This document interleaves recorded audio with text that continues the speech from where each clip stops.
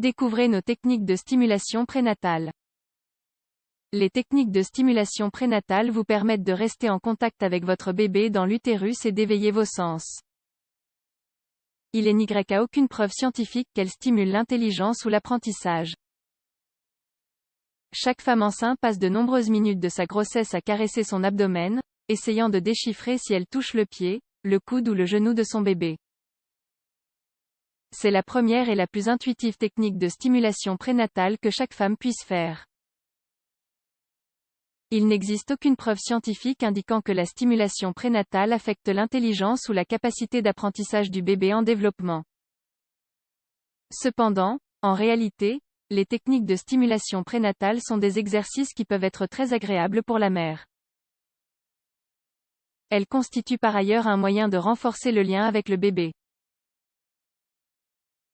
Comment faire une stimulation prénatale? Il existe des exercices pour chaque étape de la croissance de votre bébé.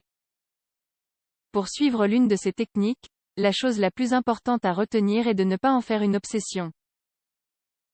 Avec les moments de stimulation, il faut aussi des moments de tranquillité.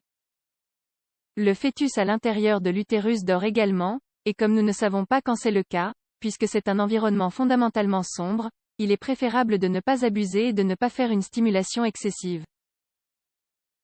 Technique de stimulation visuelle. On sait qu'à partir du 6e mois, le fœtus réagit en ouvrant et en fermant les yeux aux stimuli lumineux qui arrivent à travers l'abdomen, de sorte que vous pouvez commencer ces exercices à partir du 4e mois. Exposez votre ventre au soleil pendant 20 secondes, puis couvrez-le pendant 20 secondes. Avec une petite torche, éclairez votre ventre et déplacez-la lentement de haut en bas ou d'un côté à l'autre. Technique de stimulation tactile.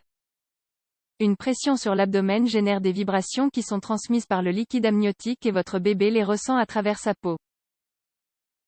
Ces exercices peuvent être effectués après la 10e semaine de grossesse.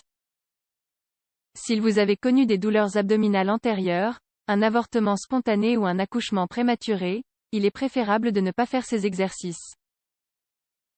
Appuyez sur la zone de l'abdomen ou donnez un coup très doux lorsque vous sentez le mouvement du bébé. Lorsque vous prenez une douche, faites couler de l'eau à différentes intensités sur votre ventre. Massez doucement votre ventre ou demandez à votre partenaire de le faire. Technique de stimulation auditive. Le bébé entend de nombreux sons à l'intérieur de l'utérus, le battement de votre cœur, votre digestion ou votre respiration. En outre, il peut également percevoir ce qui vient de l'extérieur, votre voix et celle de son père, même lorsque le liquide amniotique amortit l'intensité. Même ainsi, il est important d'éviter les disputes pendant la grossesse, parce que votre bébé ressent ce qui se passe. On peut commencer à faire ces exercices à partir du 4e mois de grossesse. Sélectionnez un morceau de musique, de préférence instrumentale, et écoutez-le assez souvent parler d'une voix forte et lente, et faites en sorte que votre partenaire s'implique aussi chanter une berceuse, que vous allez ensuite reprendre pour l'endormir une fois qu'il sera né. Technique de stimulation motrice. Être en mouvement doux mais rythmique aide à la fois la mère et le bébé. Cela vous détend et vous aide à rester en forme tout au long de la grossesse. Pour le bébé, c'est une manière différente de percevoir le monde extérieur. Ces exercices de stimulation prénatale peuvent commencer après le 5e mois de grossesse.